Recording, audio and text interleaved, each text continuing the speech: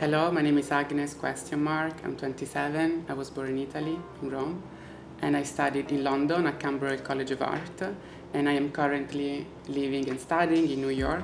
I'm attending an MFA at Pratt Institute. My name, as you can see, it's a question, and it's the same question that I ask myself.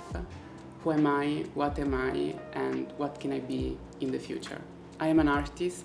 I started as a photographer, actually. In London, I was by myself, I was wandering around, and for me, the camera was the medium through which I could communicate with the world.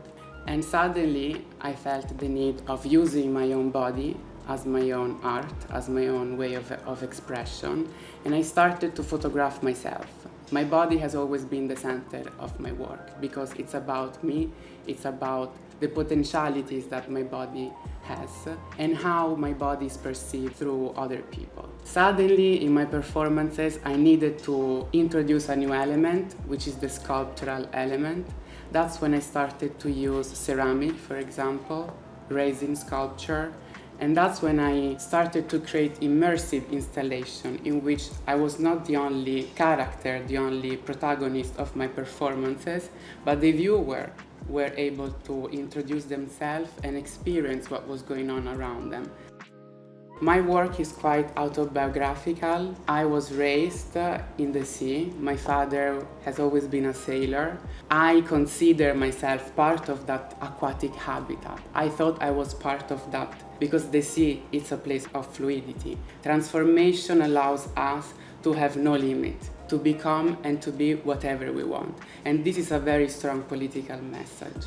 I have to say that I should have a much better routine to prepare myself for the performances. I'm a very instinctive person. It all started with a research on the DNA. In the end, the DNA is a taboo for us. We think that the DNA is such a totem to protect, is such a relic that we need to defend. Me, as a transgender person, I went against my DNA. My DNA is constantly telling my body to become and to be something, and through artificial medication, I am going against that thing. And it's okay, I'm surviving, I'm thriving, I'm myself.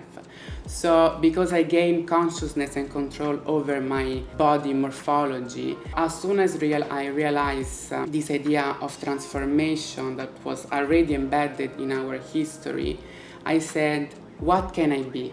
And that's when I realized that we can, that we will be in the future trans species, and all this concept that now seems so far away will perhaps become a routine.